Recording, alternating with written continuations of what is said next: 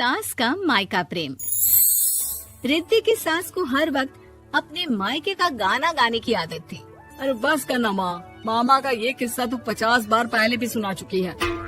अरे हाँ, तो क्यों ना बताऊं। तेरे चाचा तो उस वक्त हाथ झाड़ कर खड़े हो गए थे, तब मामा ही था तेरा जो आगे आया और मदद की। देखो अब ठीक है ना, जो हो गया सो हो गया। क्यों एक बात को हमेशा गाती रहती हो। अब तो बहू घर आ गई है, उसे तो सबको मान कर चलना है ना, कि सिर्फ सास का मायका ही समझेगी वो। तभी वहाँ रिद्धि आ जाती है। माँ, आज मैं घर जा सकती हूँ? माँ को मेरी बहुत याद आ रही है। शादी के बाद एक बार भी नहीं गई। हाँ तो कौन जाता है। अरे मेरी शादी के बाद जब मैं विदाई होकर आई, इतना बड़ा ससुराल मेरा, खाने वाले 10 लोग और बनाने वाली मैं सिर्फ एक। ऐसा लग रहा था जैसे सिर्फ खाना बनाने के लिए ही ब्याह किया है। वो तो मेरा भाई था, गांव से एक काम करने वाली चाची को भेज दिया जो मेरा हाथ पटाती थी, और उसको पैसा, खाना, कपड़ा, रहने के लिए कमरा, वो सब किसने दिया था? तुम्हारे भाई ने। ये मामला रोज का था। ससुर भी जब गुस्सा होते तो वो सारी बात कह देते जो उनके मन में इतने समय से चल रही थी। मेरा भाई, भाभी, भतीजा, भतीजी सब छुड़वा दिया।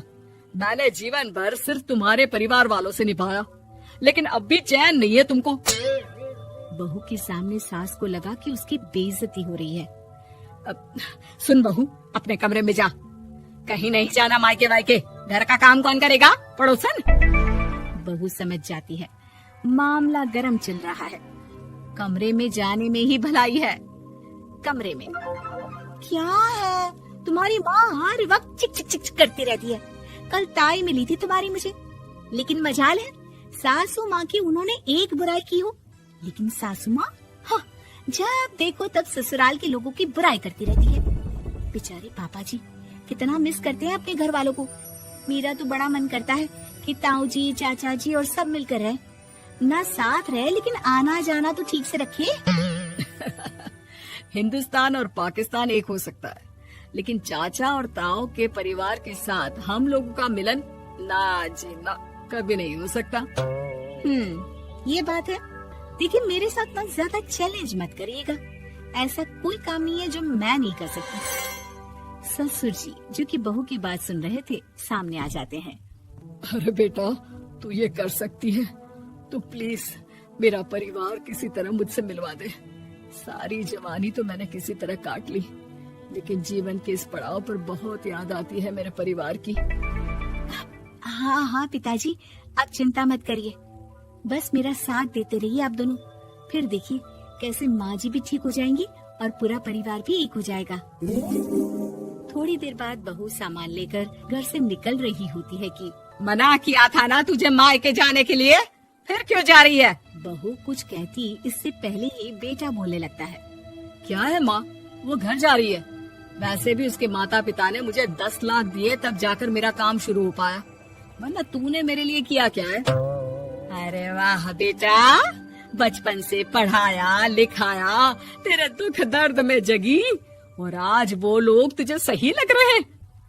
और फिर ससुराल में लड़की खुश रहे, ये तो मायके वालों की जीवन भर की जिम्मेदारी रहती है। तो ये तुमको भी तो सोचना था ना। ताऊ जी ने पापा को पढ़ाया लिखाया, जब तुम नहीं आई थी तो पापा के लिए ताई जी ने पापा की माँ की तरह देखभाल की। अब बोलिए। अरे तू कुछ नहीं जानता बेटा, तेरे पापा को सब पता है, तभी वो उन लोगों से वास्ता नहीं रखते। मैं उन लोगों को जानता हूँ, लेकिन मैं तुम्हें नहीं जानता कि तुम्हारे मन के लायक काम नहीं हुआ तो तुम घर की शांति बर्बाद कर दोगी। सास जोर जोर से चिल्लाने लगती है। तभी वहाँ सास का भाई आ जाता है। अरे क्यों आप लोग मेरी बहन को परेशान करते रहते हैं? पहले ये जीजा कम थे, जब बहू भी आ गई। बहन, मैंने तो 30 साल पहले ही बोला था, अपना हिस्सा ले और छोड़ इन लोगों को, चल अपने साथ। बहू समझ जाती है कि माँ ससुर की नजर किस पर है। देखा, तुम लोग मुझे अकेला मत समझना, मेरा भाई खड़ा है आज भी मेरे लिए। बहू मायके जाती है और आते वक्त साथ में एक नौकरानी ले आती है। अरे बहू, कुछ खाने को दे दे। अरे आंटी, क्यों भाभी को परेशान करती रहती हो? उनके भाई ने मुझे जिम्मेदारी दी है, किसी भी चीज की परेशानी नहीं होनी चाहिए भाभी को। जो चाहिए मुझे बोलने का। आय हाय, बहू के मायके वालों का इतना दखल। ये मेरा घर है, कोई कल का आए इसे पूरा कैप्चर कर ले, ये बर्दाश्त नहीं होगा मुझसे। क्या हो गया सासू माँ, क्यों सुबह सुबह चिल्ला रही हैं? चमेली, ओ चमेली, क्या कहा था मेरे भाई ने तुझे? अरे दीदी बहुत तेज है आपकी सासू माँ, मैंने तो बोला कुछ चाहिए तो मांग लो मुझसे। अरे निकल यहाँ से, घर को रेलवे स्टेशन बना रखा है, जो देखो वो घुमा जा रहा है यहाँ से वहाँ। ये कहीं नहीं जाएगी, ये जाएगी तो घर का काम कौन करेगा? मैं। हाँ, और क्या करती है बहुएं? घर का काम ही तो करती है, इसमें नया क्या है? तभी वहाँ ससुर जी आ जाते हैं। हाँ, तो यही बात तो तुम्हें भी समझनी चाहिए थी ना। आज बहू के मायके से नौकर आ गया तो तुम्हें बुरा लग रहा है? अरे तो उस वक्त गर्मा गर्म खाना तो सबने खाया ना। ऐसा तो नहीं है कि मेरे मायके का नौकर था तो सिर्फ मेरे लिए बनाता था। अरे निकालो इसे फिलहाल, बाद में बात करती हूँ। सास का गुस्सा जोर से नौकरानी पर फूटता है। तभी वहाँ बेटा सामान के साथ आकर खड़ा हो जाता है। चलो रिद्धि, तुम ठीक बोलती हो।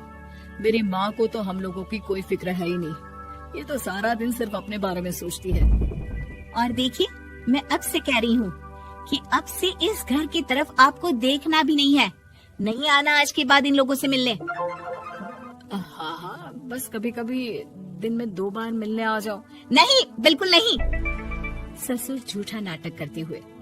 मेरी बीवी ने मुझे मेरे ही परिवार से दूर कर दिया, आज बहू मेरा इकलौता बेटा दूर कर रही है। हाय, कैसे जीऊंगा मैं? वाह, वो भाई जो आपको बेटे की तरह मानता था, उन्हें छोड़ने में तो दुख नहीं हुआ। आज खुद का बेटा छोड़कर जा रहा है तो कैसे जीऊंगा? बड़े आए। अब सास समझ चुकी थी कि उससे गलती क्या हुई है। मुझे माफ कर दे बहू, अब मेरी समझ में आ गया कि अपनों से दूर कर बीवियां पति का भला नहीं बल्कि उन्हें जीवन में अकेला कर रही है। मुझे माफ कर दे, मैं अब सबसे माफी मांग लूंगी। ससुर जी दूर से बहू को थम्स अप दिखाते हैं।